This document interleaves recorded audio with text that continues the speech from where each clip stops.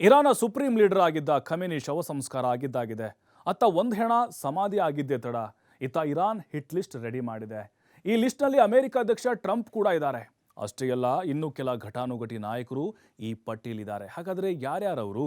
ಇಲ್ಲಿದೆ ನೋಡಿ shocking report. Khamenei ಒಂದು ಹೆಣ, 13 ಟಾರ್ಗೆಟ್. ಮಾಸ್ಕ್ ಹಾಕಿ ಕಾಣಿಸಿಕೊಂಡವ ಯಾರು? ಮುಖದ ಮೇಲೆ ಕಪ್ಪು ಮಾಸ್ಕ್, ಕಣ್ಣಲ್ಲಿ ಮಾತ್ರ ಕಾಣಿಸ್ತಿದ್ದ ತೀಕ್ಷ್ಣ ನೋಟ. ಲಕ್ಷಾಂತರ ಜನರ ನಡುವೆ ಆತ ನಿಂತಿದ್ರು. ಆತನ ಗುರುತು ಯಾರೊಬ್ಬರಿಗೂ ಆಗಿರಲಿಲ್ಲ. ಆತ ಒಂದೊಂದೇ ಹೆಜ್ಜೆಗಳನ್ನ ಇಟ್ಟು ಮುಂದೆ ಮುಂದೆ ಬರ್ತಿದ್ದ. ಅಲ್ಲೇ ಇದ್ದ ಕ್ಯಾಮ್ರಾಗಳು ಆತನನ್ನ ಹಿಂಬಾಲಿಸ್ತಿದ್ವು. ಈ ವಿಡಿಯೋ ನೋಡಿದವರಿಗೆಲ್ಲ ಕಾಡಿದ ಒಂದೇ ಪ್ರಶ್ನೆ, ಈ ಮಾಸ್ಕ್ ಮ್ಯಾನ್ ಯಾರು ಅಂತ. ಹೌದು, ಇರಾನ್ನ ಮುಂದಿನ ಅತ್ಯಂತ ಶಕ್ತಿಶಾಲಿ ವ್ಯಕ್ತಿ ಇದೇನಾ, ಅಥವಾ ಯಾರಿಗೂ ಗೊತ್ತಿಲ್ಲದ ರಹಸ್ಯ ಕಮಾಂಡರ್ ಇವನ? ಅಂತ್ಯಕ್ರಿಯೆ ವೇದಿಕೆಯಲ್ಲಿ ಈ ಒಬ್ಬ ವ್ಯಕ್ತಿ ಸೃಷ್ಟಿಸಿದ ಸಸ್ಪೆನ್ಸ್ ಕೆಲವೇ ಗಂಟೆಗಳಲ್ಲಿ ಇಡೀ ಜಗತ್ತಿನ ಚರ್ಚೆಯ ವಿಷಯವಾಯಿತು. ಆದರೆ ಇದು ಕೇವಲ ಆರಂಭ ಮಾತ್ರ. ಯಾಕಂದ್ರೆ ಅಂತ್ಯಕ್ರಿಯೆ ಹೊಗೆ ಇನ್ನೂ ಮಾಯವಾಗುವ ಮುನ್ನವೇ ಪ್ರತಿಕಾರದ ಇನ್ನೊಂದು ಹೊಸ ಅಧ್ಯಾಯ. ಹಾವು ಹೇಗೆ ಬುಸ್ಕೊಡುತ್ತೋ ಅದೇ ರೀತಿ ಇರಾನ್ ನೆಲದ ಮೇಲೆ ಶುರುವಾಗಿತ್ತು. ಅಸಲಿಗೆ ಅಂತ್ಯಕ್ರಿಯೆ ದಿನ ಎಲ್ಲರ ಕಣ್ಣು ಸೆಳೆದಿದ್ದು ಆ ಕಪ್ಪು ಮಾಸ್ಕ್ ಧರಿಸಿದ ವ್ಯಕ್ತಿ. ಕೆಲವರು ಆತನನ್ನ ಖಮೇನಿ ಅವರ ಉತ್ತರಾಧಿಕಾರಿ ಎಂದು ಬಣಿಸಿದ್ರೆ, ಇನ್ನು ಕೆಲವರು ರಹಸ್ಯ ಭದ್ರತಾ ಅಧಿಕಾರಿ ಎಂದು ಹೇಳತೊಡಗಿದ್ರು.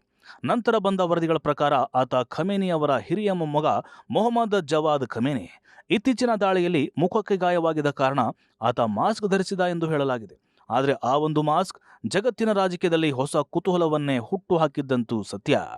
ಇದರ ನಡುವೆ ಇರಾನ್ನಲ್ಲಿ ನಡೆದಂತಹ ಮತ್ತೊಂದು ಬೆಳವಣಿಗೆ ಎಲ್ಲರೂ ಬೆಚ್ಚಿ ಬೀಳುವಂತೆ ಮಾಡಿದೆ. ಹೌದು, ಕೆಲವು ಇರಾನಿನ ಹಾರ್ಡ್ಲೈನ್ ಮಾಧ್ಯಮಗಳಲ್ಲಿ ಪ್ರತಿಕಾರದ ಹೆಸರಿನಲ್ಲಿ 13 ವಿದೇಶಿ ನಾಯಕರ ಪಟ್ಟಿಯೊಂದು ಪ್ರಕಟ ಮಾಡಲಾಗಿದೆ. ಆ ಪಟ್ಟಿಯ ಮೊದಲ ಸ್ಥಾನದಲ್ಲಿ ಇಸ್ರೇಲ್ ಪ್ರಧಾನಿ ಬೆಂಜಮಿನ್ ನೆತನ್ಯಾಹು ಹೆಸರು ಕಾಣಿಸಿಕೊಂಡ್ರೆ, ಎರಡನೇ ಸ್ಥಾನದಲ್ಲಿ ಅಮೆರಿಕ ಅಧ್ಯಕ್ಷ ಡೊನಾಲ್ಡ್ ಟ್ರಂಪ್ ಹೆಸರು ಎದ್ದು ಕಾಣುತ್ತಿದೆ. ಉಳಿದವರಲ್ಲೂ ಹಲವು ಪಾಶ್ಚಾತ್ಯ ದೇಶಗಳ ರಾಜಕೀಯ ನಾಯಕರು ಇದ್ದಾರೆ. ಆದರೆ ಇರಾನ್ ಮಾತ್ರ ಈ ಹಿಟ್ ಲಿಸ್ಟ್ ಬಗ್ಗೆ ತುಟಿಪಿಟ್ಟಕ್ಕಂತಿಲ್ಲ. ಬದಲಾಗಿ ಸೈಲೆಂಟ್ ಆಗಿ ಕೂತು ಎಲ್ಲವನ್ನ ನೋಡ್ತಾ ಇದೆ. ಸದ್ಯಕ್ಕೆ ಈ ಹಿಟ್ ಲಿಸ್ಟ್ ಜಗತ್ತಿನ ರಾಜಕೀಯ ವಲಯದಲ್ಲಿ ಸಂಚಲನ ಸೃಷ್ಟಿ ಮಾಡಿದೆ. ಯಾಕೆಂದ್ರೆ ಟ್ರಂಪ್ ಮತ್ತು ನೇತನ್ಯಾಹು ಇಬ್ರು ಈಗಾಗಲೇ ಇರಾನ್ ವಿರುದ್ಧ ಕಠಿಣ ನಿಲುವು ತಾಳಿರುವ ನಾಯಕರು. ಇದಕ್ಕೆ ಟ್ರಂಪ್ ಪ್ರತಿಕ್ರಿಯೆಯೂ ಅಷ್ಟೇ ತೀಕ್ಷ್ಣವಾಗಿತ್ತು. ಅಮೆರಿಕ ಈಗಾಗಲೇ 1000 ಕ್ಷಿಪಣಿಗಳನ್ನ ಲಾಕ್ ಆ್ಯಂಡ್ ಲೋಡ್ ಮಾಡಲಾಗಿದ್ದು, ಅದನ್ನ ಇಸ್ಲಾಮಿಕ್ ರಿಪಬ್ಲಿಕ್ ಆಫ್ ಇರಾನ್ ಕಡೆಗೆ ಗುರಿ ಇಡಲಾಗಿದೆ. ಈ ಸಂದರ್ಭದಲ್ಲಿ ಅಮೆರಿಕದ ಹಾಲಿ ಅಧ್ಯಕ್ಷರಾಗಿರುವ ನನ್ನ ವಿಚಾರದಲ್ಲಿ ಇರಾನ್ ಸರ್ಕಾರವು ಜಗತ್ತಿನ ಹಲವು ಮೂಲೆಗಳಲ್ಲಿ ಹತ್ಯೆ ಮಾಡುವ ಅಥವಾ ಹತ್ಯೆ ಮಾಡಲು ಪ್ರಯತ್ನಿಸುವ ಬೆದರಿಕೆಯ ನಿಟ್ಟಿನಲ್ಲಿ ಕಾರ್ಯನಿರ್ವಹಿಸಿದರೆ, ಈ ಕ್ಷಿಪಣಿಗಳ ಜೊತೆಗೆ ತಕ್ಷಣವೇ ಇನ್ನು ಸಾವಿರಾರು ಕ್ಷಿಪಣಿಗಳು ಹಾರಿಸಲಾಗುವುದು. ಟ್ರಂಪ್ ಕೊಟ್ಟಿರುವ ಈ ವಾರ್ನಿಂಗ್ಗೆ ಟೆಹರಾನ್ ಜನತೆ ಇನ್ನಷ್ಟು ರೊಚ್ಚಿಗೆದ್ದಿದ್ದಾರೆ. ಒಂದೆಡೆ ಶೋಕ, ಮತ್ತೊಂದೆಡೆ ಪ್ರತಿಕಾರದ ಘೋಷಣೆ, ಇನ್ನೊಂದೆಡೆ ರಾಜಕೀಯ ಎಚ್ಚರಿಕೆ. ಈ 3 ಚಿತ್ರಗಳು ಇರಾನ್ನಲ್ಲಿ ಒಟ್ಟೊಟ್ಟಿಗೆ ಕಾಣಿಸಿಕೊಂಡವು. ಆದರೂ ಈಗ ಎಲ್ಲರ ಮನಸ್ಸಿನಲ್ಲಿ ಉಳಿದಿರುವಂತಹ ಪ್ರಶ್ನೆ ಒಂದೇ: ಆ 13 ಹೆಸರುಗಳ ಪಟ್ಟಿಯ ಉದ್ದೇಶ ಕೇವಲ ರಾಜಕೀಯ ಸಂದೇಶವಾ, ಅಥವಾ ಅದು ಭವಿಷ್ಯದ ಸಂಘರ್ಷದ ಎಚ್ಚರಿಕೆಯಾ? ಈ ಎಲ್ಲ ಪ್ರಶ್ನೆಗಳಿಗೆ ಇನ್ನೂ ಸ್ಪಷ್ಟ ಉತ್ತರ ಸಿಕ್ಕಿಲ್ಲ.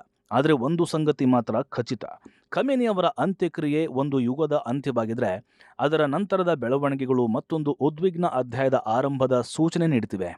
ಈಗ ಇಡೀ ಜಗತ್ತಿನ ಕಣ್ಣು ಟೆಹರಾನ್, ವಾಷಿಂಗ್ಟನ್ ಮತ್ತು ಜೆರುಸಲೆಂ ಮೇಲೆಯೇ ನೆಟ್ಟಿದೆ. ಮುಂದೇನಾಗುತ್ತೋ ಏನೋ ಅಂತ ಕಾಲವೇ ಹೇಳಬೇಕಾಗಿದೆ.